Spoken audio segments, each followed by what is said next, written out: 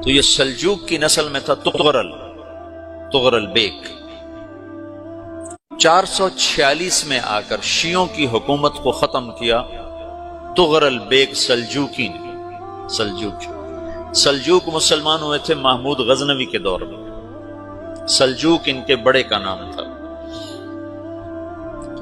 تو ایک دفعہ محمود غزنوی نے سلجوق سے پوچھا اگر مجھے تیری مدد کی ضرورت ہو تو کتنے آدمی پیش کر سکتے ہو؟ تو اس نے ایک تیر دیا، کہا یہ ایک تیر ہے میرا، کسی کو یہ تیر بھیج کر میرے علاقے میں بھیج دو تو چند گھنٹوں میں 1,00,000 تلواریں تیرا پہرا دینے کے لیے تیار ہوں، میرے پاس اتنی طاقت ہے۔ تو یہ سلجوق کی نسل میں تھا تغرل بیگ۔ اللہ تعالیٰ نے جب عرب زوال کا شکار ہو گئے اور ضعف کا شکار ہو گئے، جیسے بڑھاپے کا کوئی علاج نہیں، جب قوموں پہ زوال آتا ہے تو اس کا بھی کوئی علاج نہیں، پھر اور قوم کو جگہ ملتی ہے۔ جیسے بڑھاپا ایک فرد پہ آتا ہے، ایسے بڑھاپا قوم پہ آتا ہے۔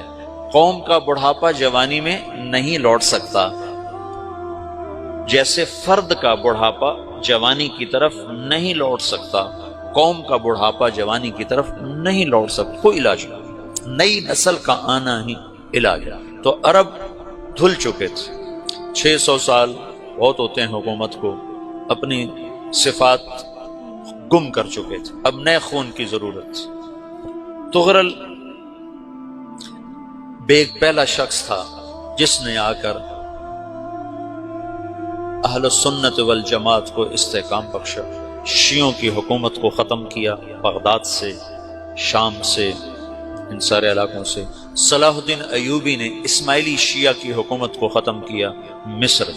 العاضد ان کا آخری خلیفہ تھا صلاح الدین ایوبی، نور الدین زنگی رحمۃ اللہ علیہ کا پروردہ تھا، اس کا دوست تھا، اس کے دوست بھی تھا، بچہ بھی تھا اس کے سامنے، زیادہ لکھنے پڑھنے کا شوق تھا۔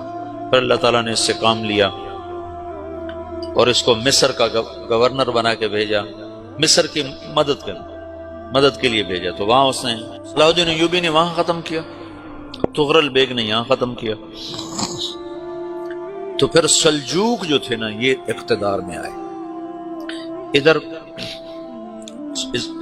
ختم ہو گئی سلطنت بنو عباس کی، مصر ایک چھوٹی سی ترکوں کی سلطنت۔ تو اللہ تعالیٰ پھر مرکزیت کے لیے ایک نظام چلا ہے،